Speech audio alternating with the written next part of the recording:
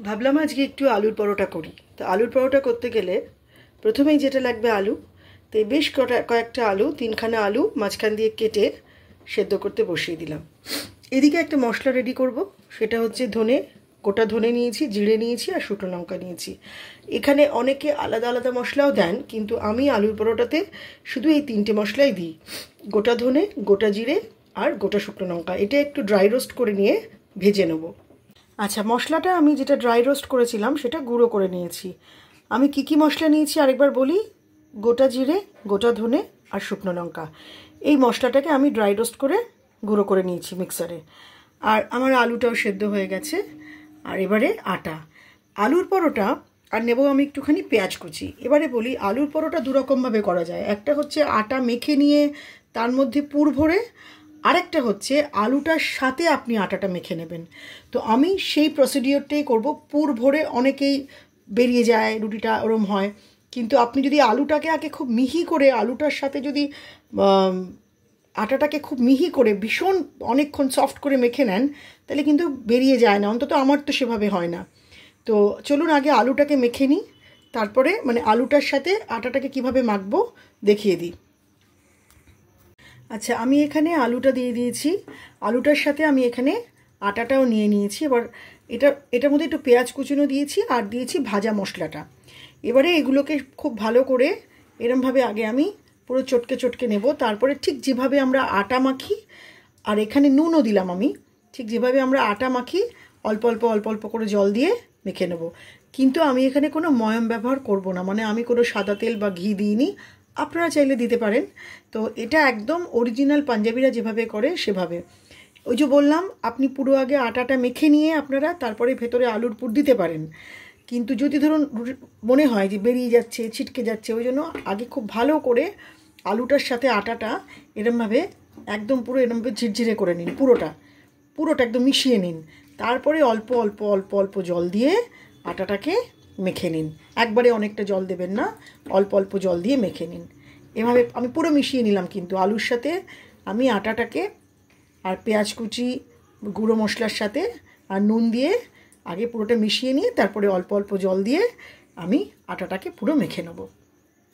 আচ্ছা, আমার পুরো আটাটা মাখা হয়ে গেছে আলু দিয়ে। আর তখন আমি কয়েকটা কিছু জিরে, আপনাদের দেখানো হয়নি, একটু জিরেও দিয়েছিলাম।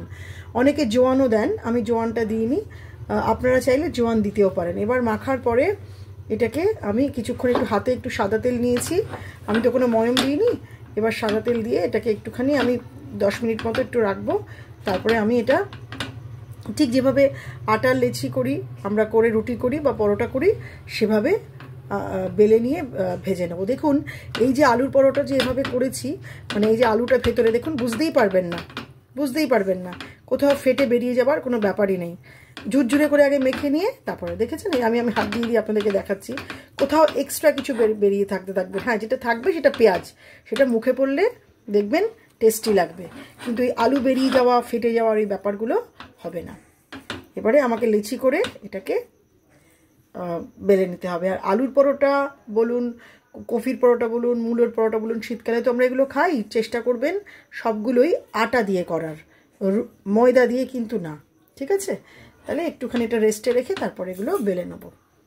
এবার দেখুন, আটাটা মেখে রাখার পর আমি কিছুক্ষণ রেখে দিয়েছিলাম, এবার এটা খুব সফট হয়ে গেছে। এবার এটাকে আমি লেচি করে করে আমি এটাকে বেলে নেবো, ঠিক যেভাবে আমরা পরোটা করি, রুটি করি, ঠিক সেভাবে। আমি গোল গোল করে এরকম লেচি কেটে নিয়েছি। এবার আটা দিয়ে আমি বেলে নেবো। আমি কিন্তু সাদা তেল দিয়ে বেলবো না, আমি আটা দিয়েই বেলবো। দেখুন, আমি সবকটা কি সুন্দর গোল গোল করে বেলে নিয়েছি, আর একটার থেকেও কিন্তু আমার ফেটে গিয়ে বেরোয়নি, আলুর পুর বেরোয়নি। যেভাবে আমি মাখাটা দেখালাম, আপনারা যদি সেভাবে মেখে নিয়ে করেন তাহলে দেখবেন আলুর পরোটা থেকে আলুর পুর বেরিয়ে যাবে না। এবারে আমি এক এক করে প্রত্যেক কটা আলুর পরোটা ভেজে নেবো সাদা তেল দিয়ে। আপনারা ঘি দিয়ে চাইলেও ভাজতে পারেন। ঠিক যেভাবে আমরা পরোটা ভাজি ওভাবে একদম পুরো ঘি দিয়ে বা সাদা তেল দিয়ে ভেজে নেবেন। আমি দেশি ঘি দিয়ে করছি, আপনারা চাইলে সাদা তেল বা দেশি ঘি যেটা মনে হয় সেটা দিয়ে ভেজে নেবেন। দুটো দুটো করে, তিনটে তিনটে করে দিয়ে ভেজে নেবেন। আঁচটাকে কমাবেন, কখনো একটু বাড়াবেন। পরোটা তো আপনারা সবাই করেন, ঠিক সেভাবে ব্যাস, তাহলেই হয়ে যাবে আমাদের আলুর পরোটা। দেখুন একটাও বেরোয়নি, একটা থেকেও কিন্তু আলু বেরিয়ে যায়নি, ফেটে যায়নি। একটু পড়ে গেল, একটা তুলে নিচ্ছি।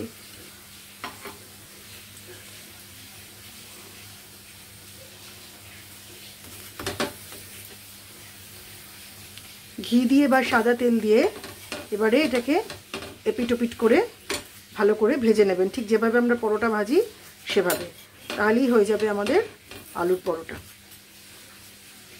এপিটোপিট করে দেখুন একটাও কিন্তু বেরোয়নি, মানে আলু ফেটে বেরিয়ে যায়নি। এপিটোপিট করে প্রত্যেকটা পরোটা আমি ভেজে নিলাম। রায়তা একটা এমন একটা সাইড ডিশ যেটা বিরিয়ানিতে লাগে বা যে কোনো পরোটা খেতে গেলে লাগে, আলুর পরোটাতে খেতে লাগে, তারপরে মুলোর পরোটা, কফির পরোটা, বা অনেক সময় এর সাথে একটু মেয়োনিজ দিয়ে আপনারা কাবাব টাবাবও খেতে পারেন। তো সেটা পরে দেখাবো। আজকে আমি সিম্পলি শসার রায়তা দেখাচ্ছি। আমি টক দইটাকে অনেকক্ষণ আগে বার করে রেখেছি।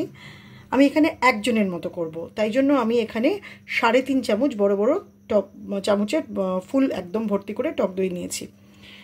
আমি এখানে জিরে গুঁড়ো, ধনে গুঁড়ো আর শুকনো লঙ্কা গুঁড়ো মানে তাওয়াতে ড্রাই রোস্ট করে নিয়ে তারপরে গুঁড়ো করে নিয়েছি। আমি নিয়েছি এখানে বিট লবণ, নিয়েছি আমি মিষ্টি। অবশ্যই করে কিন্তু একটু মিষ্টিও দেবেন, তাহলে নুন আর মিষ্টি এই টক দইয়ের সাথে ব্যালেন্স হবে। আর এখানে শশা কুচি দিয়েছি, আপনারা বুন্দিরও করতে পারেন, কিন্তু আমি আজকে ক্ষীরার রায়তা বা শশার রায়তা করব।